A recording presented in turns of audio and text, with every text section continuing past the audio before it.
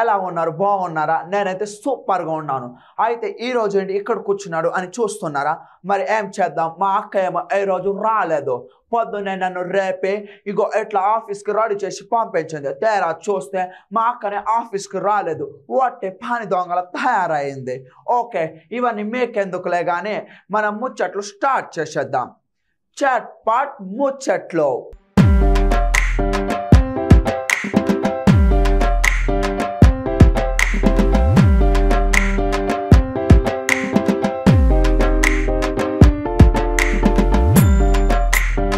ముందు చూడండి ముఖ్యాంశాలు. మరో 3-4 రోజులు భారీ వర్షాలు, జాగ్రత్తగా ఉండాలి ప్రజలు. భారత 15వ రాష్ట్రపతి ద్రౌపది మేడం ప్రమాణ స్వీకారం. కొత్తగా 13 మండలాలను ఏర్పాటు, ఆనందపడ్డారు ప్రజలు. కోతులతో కిరికిరి దమ్దం చేశాయి మరి.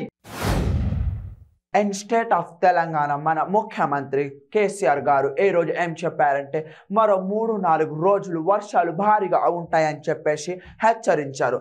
దాంతోపాటు ప్రజలందరూ జాగ్రత్తగా ఉండాలని కూడా చెప్పారు. ఎంతకు ఏమేం చెప్పారో ఇంకా ఏమేం విశేషాలు ఉన్నాయో అన్ని తెలుసుకుందాం.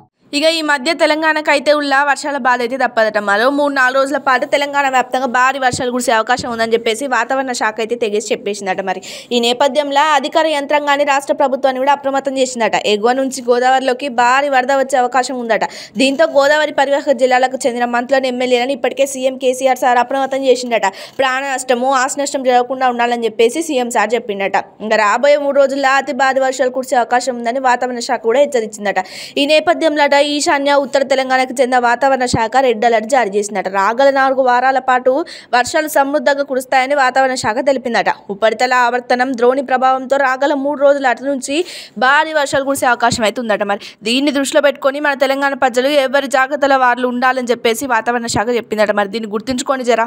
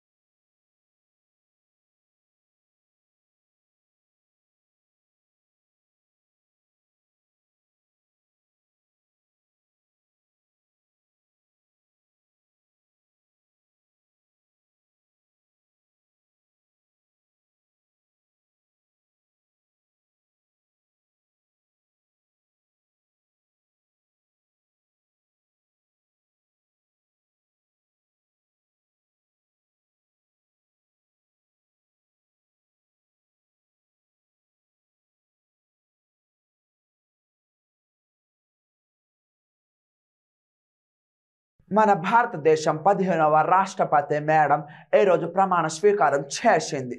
అయితే ఎవరెవరు వచ్చారు, ఏమేం చేశారో, మేడంని ఎవరెవరు వచ్చి దగ్గర నుండి ప్రమాణ స్వీకారం చేయించారో చూద్దాం పాండి. ఇక మనకు తెలిసి ఈ మధ్య ఏమైనా ఎన్నికలు జరిగినాయంటే అది రాష్ట్రపతి ఎన్నికలు అయితే జరిగినాయి. ఇక ద్రౌపది ముర్ము, యశ్వంత్ సిన్హా అయితే బరిలో నిలిచింది. మరి భారత 15వ రాష్ట్రపతిగా ద్రౌపది ముర్ము అయితే ఈరోజు ప్రమాణ స్వీకారం కూడా చేసేసిందట. పార్లమెంట్ సెంట్రల్ హాల్లో ఈ కార్యక్రమం నిర్వహించిందట. CJI రమణ ముర్ముతో ప్రమాణ స్వీకారం అయితే చేపించినట. మరి ఈ కార్యక్రమానికి పదవి విరమణ చేసిన మన ప్రెసిడెంట్ సారు రామ్నాథ్ కోవింద్, ఉపరాష్ట్రపతి వెంకయ్య నాయుడు సారు, ప్రధానమంత్రి మోదీ సారు, లోక్సభ స్పీకర్ ఓం బిర్లా, ఎంపీలు తదితరులందరూ పాల్గొన్నారు. దేశానికి ద్రౌపది ముర్ము 2వ మహిళా రాష్ట్రపతి అట. ప్రతిభా పాటిల్ తర్వాత గిరిజన శాఖ నుంచి తొలి రాష్ట్రపతి ఈమె కావడం విశేషమట. మరి ముర్ము ఇప్పటికైనా మంచి సేవలు అందించి మంచి గుర్తింపు తెచ్చుకోవాలని కోరుకుందాం. మరి काउंसिलर से लेकर भारत की राष्ट्रपति बनने तक का अवसर मुझे मिला है। ये लोकतंत्र की जननी भारतवर्ष की महानता है। ये हमारे लोकतंत्र की ही शक्ति है कि उसमें एक गरीब घर के पैदा होने बेटी, दूर सुदूर आदिवासी क्षेत्र में पैदा हुई बेटी भारत के सर्वोच्च संवैधानिक पद तक पहुंच सकती है। राष्ट्रपति के पद पहुंचना मेरी व्यक्तिगत उपलब्धि नहीं है, ये भारत की प्रत्येक गरीब की उपलब्धि है। मेरा निर्वाचन इस बात का सबूत है कि भारत में गरीब सपने भी देख सकता है और उन्हें पूरा भी कर सकता है।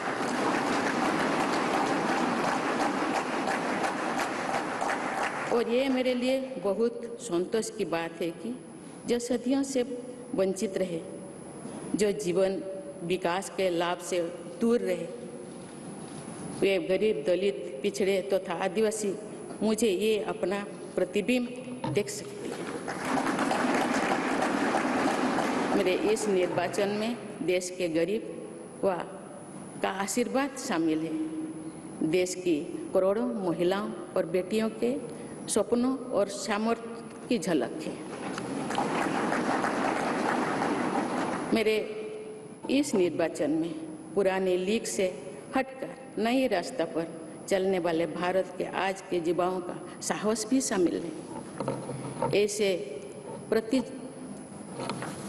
प्रगतिशील भारत का नेतृत्व करते हुए आज मैं खुद को गौरवान्वित महसूस कर रही हूँ।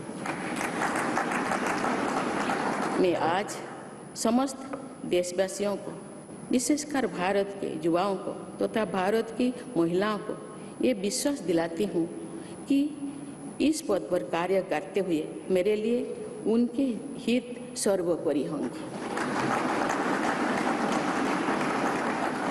देवियों और स्वजनों, मेरे सामने भारत के राष्ट्रपति पद की ऐसी महान विरासत है जिसने विश्व में भारतीय लोकतंत्र की प्रतिष्ठा का निरंतर मजबूत किया है। देश के प्रथम राष्ट्रपति डॉक्टर राजेंद्र प्रसाद से लेकर श्री रामनाथ कोविंद जी तक अनेक विभूतियों ने इस पद को सुशोभित किया है।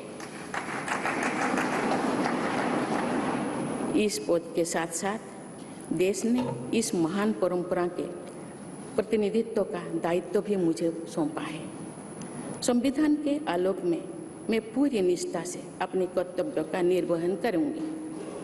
मेरे लिए भारत के लोकतांत्रिक सांस्कृतिक आदर्श और सभी देशवासी हमेशा मेरे ऊर्जा के स्रोत रहेंगे। देवियों और स्वजनों, हमारे संवैधानिक संग्राम में, स्वाधीनता संग्राम में एक राष्ट्र के तौर पर भारत की नई यात्रा की रूपरेखा तैयार की है। हमारा स्वाधीनता संग्राम उन संघर्षों और बलिदानों की अविरल धारा है जिसने आज़ाद भारत के लिए कितनी ही आदर्शों और संभावनाओं की सिंचा था। पूज्य बापू ने हमें स्वराज, स्वदेशी, स्वच्छता और सत्याग्रह द्वारा भारत के सांस्कृतिक आदर्शों की स्थापना का मार्ग दिखाया था। नेताजी सुभाष चंद्र बोस, नेहरू जी, सरदार पटेल, बाबा साहेब अम्बेडकर, भगत सिंह, सुखदेव, राजगुरु, चंद्रशेखर आजाद जैसे अनगिनत स्वाधीनता सेनानियों ने हमें राष्ट्र के स्वाभिमान को सर्वोपरि रखने की शिक्षा दी थी। रानी लक्ष्मीबाई, रानी वेलु नाचियार, रानी गाईदिन्लु और रानी चेन्निमा जैसी अनेकों वीरांगनाओं ने राष्ट्र इच्छा और राष्ट्र निर्माण में नारी शक्ति की भूमिका को नई ऊर्जा दी है। संथाल क्रांति, पाइक क्रांति से लेकर कोल क्रांति और भील क्रांति ने स्वतंत्रता संग्राम में आदिवासी योगदान को और सशक्त किया। सामाजिक उत्थान एवं देश प्रेम के लिए धरती आबा भगवान बिरसा मुंडा जी के बलिदान से हमें प्रेरणा मिली थी। मुझे खुशी है कि आज़ादी की लड़ाई में जनजातीय समुदाय के योगदान को समर्पित अनेक म्यूजियम देश भर में बनवाया जा रहा है। देवियों और स्वजनों, एक संसदीय लोकतंत्र के रूप में 75 वर्ष में भारत ने प्रगति के संकल्प को सहभागिता एवं सर्वसम्मति से आगे बढ़ाया है। विविधताओं से भरे अपने देश में हम अनेक भाषा, धर्म, संप्रदाय खान पान, रहन सहन, रीति रिवाजों का अपनाते हुए एक भारत श्रेष्ठ भारत के निर्माण में सक्रिय है। आज़ादी के 75वें वर्ष के अवसर पर आया है अमृतकाल। भारत के लिए नए संकल्पों का कालखंड है। आज मैं इस नए युग के स्वागत में अपने देश को नई सोच के साथ तत्पर और तैयार देख रही हूँ। తెలంగాణ అండ్ ఆంధ్రప్రదేశ్ విడిపోయినప్పుడు కేవలం 10 జిల్లాలు మాత్రమే ఉన్నాయి. ఆ తర్వాత ఒకటి అంటూ పెంచుకుంటూ 31 జిల్లాలు ఏర్పాటు చేశారు. ఆ తర్వాత కొన్ని కారణాల వల్ల 2 జిల్లాలు కలిపారు. దాంతోపాటు మండలాలు కూడా చాలా చేశారు. అయితే ఎప్పుడు కొత్తగా 13 మండలాలు చేశారు. దాంతో ప్రజలు చాలా ఆనందపడ్డారంట. ఎంతకు ఎక్కడ జరిగిందో చూద్దాం పాండి. ఇక మన తెలంగాణ రాష్ట్రం కొత్తగా 13 మండలాలను ఏర్పాటు చేయడంతో ప్రజలైతే ఆనందం వ్యక్తం చేస్తున్నట్టులా. గట్టుపల్లిని మండల కేంద్రంగా చేయాలని ఎంతో కాలంగా పోరాటం చేస్తున్నారు. ఆ పోరాటానికి అయితే ఫలితం లభించని గ్రామస్తులు అయితే బాణసంచలై కాల్చుకొని సీఎం కేసీఆర్ సార్ చిత్రపటానికి అయితే పాలాభిషేకం చేసుకుంటారట. ఈ సందర్భంగా వాళ్ళు మాట్లాడుతూ మండల కేంద్రమైన చౌటుప్పల్కు వెళ్ళడానికి చాలా ఇబ్బంది పడడం, ఇప్పుడు తమ పనులు సులభంగా అయితే అని చెప్పుకోవచ్చులట. కేసీఆర్ సార్ ఇది జర మంచి ముచ్చటే, మంచి పని చేసి లేండి, ఈ విషయంలో అయితే మెచ్చుకుంటాం.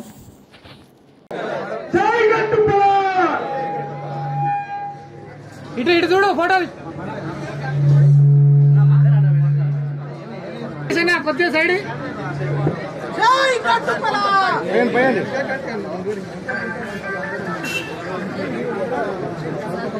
రైట్.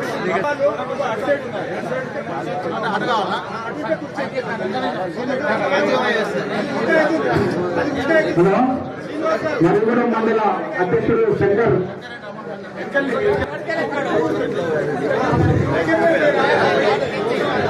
ప్రభాకర్ సార్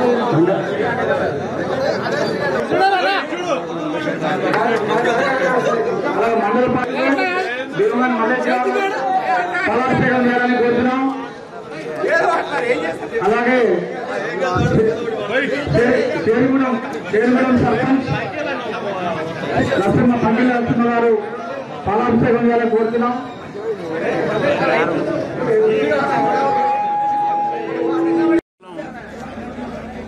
ప్రకటన వచ్చినటువంటి నేపథ్యంలో మండల ఏర్పాటు కొరకు మరి ఈరోజు ముఖ్యమంత్రి గారు ప్రకటించినందుకు వారికి ప్రత్యేకమైనటువంటి ధన్యవాదాలు. 1985లో తెలుగుదేశం ప్రభుత్వం ఆ రోజు ఎన్టీ రామారావు మండలాలు చేస్తున్నటువంటి నేపథ్యంలో గట్టుపల్లి మండలం కూడా కావాలని చెప్పి కోరినటువంటి ఇక్కడ ఉన్నటువంటి ప్రజల యొక్క ఆకాంక్ష. మేము చండూరు పోవాలంటే 20-22 కిలోమీటర్లు వెళ్లాల్సినటువంటి పరిస్థితి ఉండేది. పోలీస్ స్టేషన్ పోవాలన్నా, ఎంఆర్ఓ ఆఫీస్ పోవాలన్నా, ఎంపీడీఓ ఆఫీస్ పోవాలన్నా అనేక రకాల ఇబ్బందులు ఉంటాయి. మాకు ఈ పరిసర గ్రామాలు ఏవైతే ఉన్నాయో 4-5 కిలోమీటర్ల దూరం మీద ఉన్నటువంటి గ్రామాలన్నీ కలిపి గట్టుపల్లి మండలాన్ని ఏర్పాటు చేయమని చెప్పి 85లోనే కోరినటువంటి విషయం. కానీ అనేక సందర్భాల్లో కోరినప్పటికీ అది మండలానికి నోచుకోలేదు. తెలంగాణ ప్రభుత్వం అధికారంలోకి వచ్చిన తర్వాత 2016లో కొత్త మండలాలు, జిల్లాలు, డివిజన్లు ఏర్పాటు చేస్తున్నటువంటి నేపథ్యంలో గట్టుపల్లి మండలం కూడా చేయాలని చెప్పి టాప్ ప్రయారిటీలో ఉన్నటువంటి విషయం.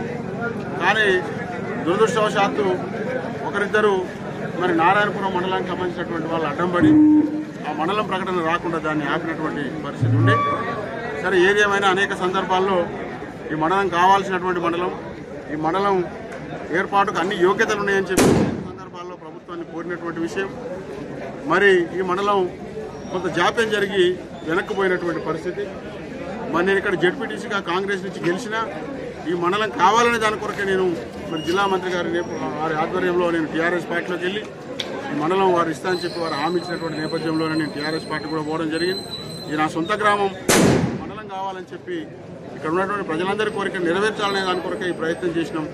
ఏది ఏమైనా ఈరోజు ముఖ్యమంత్రి గారు మరి నల్గొండ జిల్లాలోనే ఉంచుతూ మనతోని కలిసి వచ్చేటువంటి 9 గ్రామాలతో కలిసి ఒక 20-22 వేల జనాభాతోని 30,000 జనాభాతోని ఇక్కడ మండలం ఏర్పాటు ఈరోజు ఇచ్చినందుకు ముఖ్యమంత్రి గారికి ఈ మండల ఏర్పాటుకు మరి అనేక రకాలుగా మరి సహాయ సహకారాలు అందించి మండలం ప్రకటన వచ్చే విధంగా ప్రయత్నం చేసినటువంటి జిల్లా మంత్రి జగదీశ్వర్ రెడ్డి గారికి, అదేవిధంగా నియోజకవర్గ ఇన్ఛార్జ్ కూసుకుంట్ల ప్రభాకర్ రెడ్డి గారికి కూడా ప్రత్యేకమైనటువంటి ధన్యవాదాలు కూడా తెలియజేస్తున్నాం.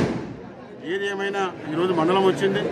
అన్ని రాజకీయ పార్టీ ఎన్నికలు వచ్చినప్పుడు ఎవరి పార్టీకి వాళ్ళు మనం పోటీ చేసుకోవచ్చు, రాజకీయాల్లో మనం ఎవరి పార్టీకి వాళ్ళు ప్రచారం చేసుకోవచ్చు. కానీ ఈరోజు మండలం వచ్చింది కాబట్టి ఒక చిన్న మండలం మనం అందరం 4-5 6 కిలోమీటర్ల దూరం పరిధిలో ఉన్నటువంటి గ్రామాలందరం కూడా మనం ఉన్నాం, కలిసిమెలిసి ఉండి మరి మండలాన్ని అభివృద్ధి చేసుకునే దాని కొరకు, ఈ ప్రాంతం అభివృద్ధి కొరకు అందరూ కూడా పార్టీలకు అతీతంగా మనందరం కూడా ఒకరికొకరు సహకరించుకొని మనందరం కలిసిమెలిసి ఉండి ఈ మండలాన్ని అభివృద్ధి పదంలో తీసుకుపోవాల్సినటువంటి బాధ్యత కూడా అన్ని రాజకీయ పార్టీల నాయకులకు అందరి మీద ఉన్నదని చెప్పి కూడా. ఓ మై గాడ్, ఎప్పుడో గురించి మనం చెప్తుంది మంకీస్ గురించి మాట్లాడితే చాలా ఏషాలు వేస్తూ ఉంటాయి. ఎందుకంటే ఏడ చూసినా కితకితలు అల్లరు చేస్తూ ఉండే మంకీలే. మనుషులు మనం కోతి జాతి నుండి వచ్చామని చెప్తారు, కానీ కోతులు మాత్రం ఒకసారి విలేజ్లో ఎంటర్ అయ్యాయి అనుకో, ఇగో ఇలా దమ్ చేసి మైండ్ అంతా తినేస్తుంది. ఇక మనం ఎక్కడైనా మనుషులు హల్చల్ చేసిళ్ళు, 2 వర్గాలు హల్చల్ చేసిళ్ళని చూస్తూ ఉంటాం. కానీ యాదాద్రి భువనగిరి జిల్లా దత్తప్పగూడెంలో కోతుల గుంపు అయితే హల్చల్ చేసిందట. వందల సంఖ్యలో వచ్చిన కోతులట వీధుల వీరంగమే చేసినాయట. అడవి నుంచి గుంపులుగా వచ్చిన కోతులతో గ్రామానికి చెందిన కోతులు అంటే గొడవపడ్డాయట. ఇటు అడవి కోతులు, గ్రామంలో కోతులు, దాంతో 2 గుంపుల మధ్య తీవ్రతరమైన గొడవైందట. మరి సుమారు 2 గంటల పాటు దాడులు చేసుకుంటూ రచ్చరచ్చ చేసినాయట. మరి ఈ దృశ్యాన్ని అంతా గ్రామ యువకులట సెల్ ఫోన్లలో బంధించాలట. కాసేపు ఆసక్తిగా చూసిలట. మరి ఇక కోతుల గొడవ సర్దుమనేటట్టు కనిపించకపోవడం గ్రామస్తులు కోతులను కర్రల్ని కొట్టి తరిమిల్లట. ఆ క్రమంలో వానరాలు ఊరు నుంచే పరుగు పెట్టినట. మరి సరిహద్దు గొడవలు మనుషుల్లోనే ఉంటాయి కానీ కోతుల్లో కూడా ఉంటాయా అని చెప్పేసి ఇక జనాలు చర్చించుకుంటారట. ఇదేదో జర వింత విషయం లెక్కనే ఉందిలా.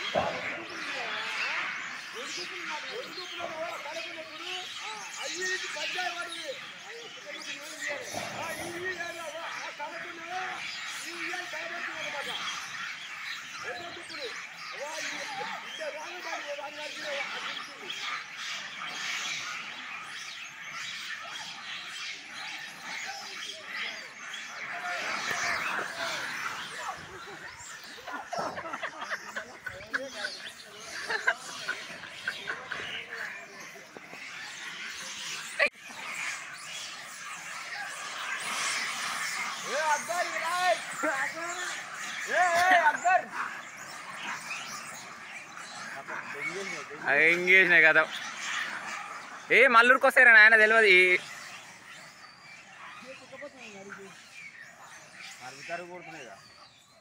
వీటి మధ్యలో జానిగాడు ఎక్కడ పోయిండో ఓయ్ మళ్ళకెందుకు వస్తున్నాయి నీ అమ్మ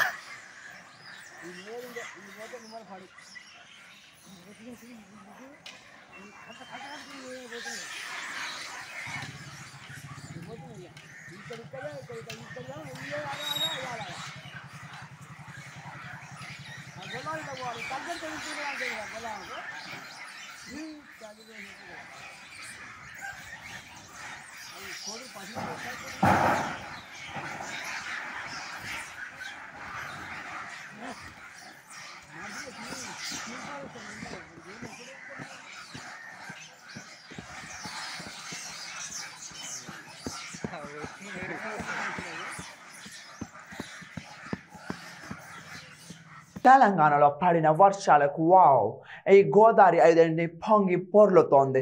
దాంతో చాలా ఊర్లు ఇప్పటి వరకు నదుల్లోనే నిర్మితం అయ్యాయి. అయితే ఎప్పుడు మనం చెప్పుకోపోయేది కూడా అలాంటి పరిస్థితుల్లో ఉన్న ఒక విలేజ్ గురించి. అయితే అక్కడ పీపుల్స్ ఎన్ని ప్రాబ్లమ్స్ ఫేస్ చేస్తున్నారో ఒకసారి చూద్దాం పాండి. ఇక భారీ వర్షాలు కురిసిన తర్వాత అసలు ఏమైంది, ఎంత ఆస్తి నష్టం ఏమైనా వచ్చిందా, ప్రాణ నష్టం ఏమైనా వచ్చిందా, అసలు ఏంటి సంగతి అని చెప్పేసి ఎమ్మెల్యేలు, ఎంపీలు, మినిస్టర్లు అందరూ కలిసిపోయి అసలు ఏం పరిస్థితి అని చెప్పేసి అన్ని పరిశీలిస్తారు. ఇక మన నిజామాబాద్ జిల్లా బాల్కొండ నియోజకవర్గం ఏర్గట్ల మండలం దోన్చండ గ్రామంలో ఇటీవల కురిసిన భారీ వర్షాలకు గోదావరి నదట ఉధృతంగా ప్రవహించిందట. పంట ముంపుకు గురైన ప్రాంతాన్ని మన మంత్రి వేముల ప్రశాంత్ రెడ్డి సార్ అయితే క్షేత్రస్థాయిలో అయితే పరిశీలించిందట. గ్రామస్తులు రైతులతో మాట్లాడి పంట నష్ట వివరాలు అడిగి తెలుసుకున్నాడట. అధిక వరదల నేపథ్యంలో పంట పొలాల ఇసుక మేటలు పేరుకుపోవడాన్ని పరిశీలించిందట. అధికారులకు కూడా పలు సూచనలు చేసినట. బాధిత రైతులకు, పంట నష్టపోయిన రైతులకు ఎంతో కొంత ఇచ్చి ప్రభుత్వం ఆదుకుంటుందని చెప్పేసి అయితే భరోసా అయితే కల్పించిందంటుల్లా. ఇక ఏందో ఈ భారీ వర్షాల వల్ల అందరికంటే రైతులే ఎక్కువ నష్టపోయినట్టున్నారు. ఇక రైతులకి ఏమైనా కొత్త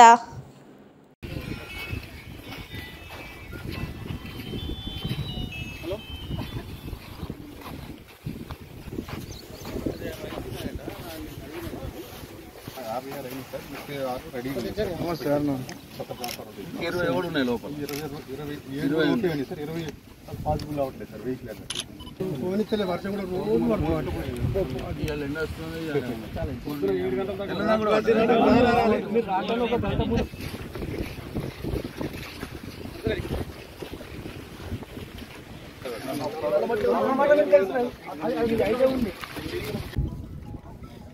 బండ జారుతున్నా చూడుర్రి, బండ జారుతున్నది.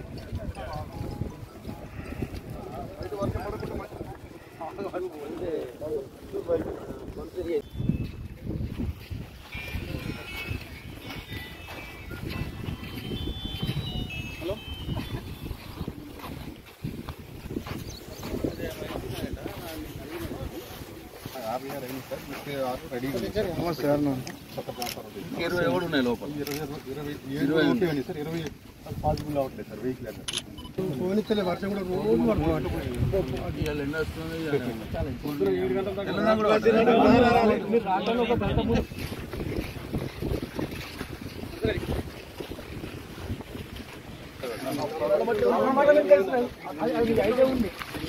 This is student news.